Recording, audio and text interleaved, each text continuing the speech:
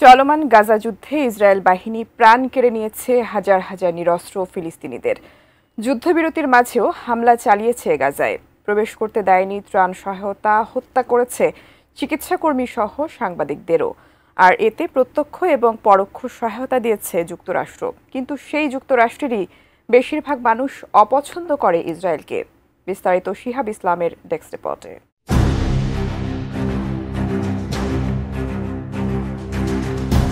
ইসরায়েলকে ঘিরে মার্কিন জনমত এখন অনেকটাই পরিবর্তন হয়েছে। সাম্প্রতিক এক জরিপ বলছে যুক্তরাষ্ট্রের অধিকাংশ মানুষ এখন ইসরায়েলের প্রতি নেতিবাচক মনোভাব পোষণ করেন।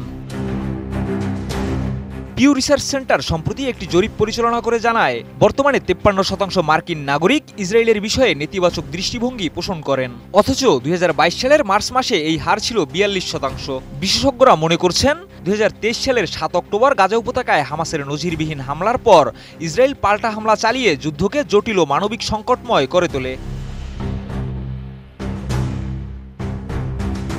প্রাণ সসের মাখামাখি টেস্ট নুডলসকে করে তোলে আরো ইয়ামি, আরো জোস। প্রাণ সস, সসের বস।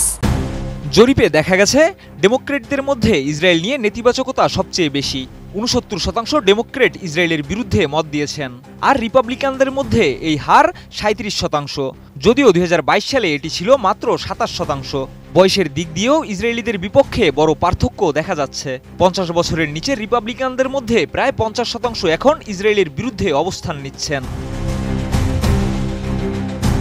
এছাড়াও ইসরায়েলের প্রতি মার্কিন ইহুদিদের সমর্থনেও কিছুটা ভাটা দেখা দিয়েছে। যদিও এখনও 73% মার্কিন ইহুদি দেশটির পক্ষে ইতিবাচক মনোভাব পোষণ করেন, তবে সাম্প্রতিক বছরগুলোতে এই দূরত্ব বেড়েছে। প্রোটেস্ট্যান্ট ও ক্যাথলিকদের মধ্যে নেতিবাচক মনোভাব বেড়েছে। তাদের মধ্যে যথাক্রমে 50% ও 53% মানুষ ইসরায়েলের বিরুদ্ধে মত দিয়েছেন। মুসলিম মার্কিনদের মধ্যে 81%ই ইসরায়েলের বিপক্ষে অবস্থান নিয়েছেন। এদিকে পিউ রিসার্চের জরিপটি এমন এক সময় প্রকাশিত হলো যখন ইসরায়েলের প্রধানমন্ত্রী নেতানিয়াহু ওয়াশিংটন সফরে রয়েছেন এবং মার্কিন প্রেসিডেন্টের সঙ্গে সাক্ষাৎ করেছেন। তাই বর্তমান সময়ে মার্কিন রাজনীতিতে ইসরায়েলের প্রসঙ্গটি আবারও তুমুল বিতর্কের কেন্দ্রে চলে এসেছে। এছাড়াও যুক্তরাষ্ট্রের ফিলিস্তিনপন্থী আন্দোলনে অংশ নেওয়ার কারণে গ্রেপ্তার হওয়া কলম্বিয়া বিশ্ববিদ্যালয়ের শিক্ষার্থী মাহমুদা খলিলের মুক্তির দাবিতে নিউ ইয়র্ক সিটিতে শুরু হয়েছে বিক্ষোভ।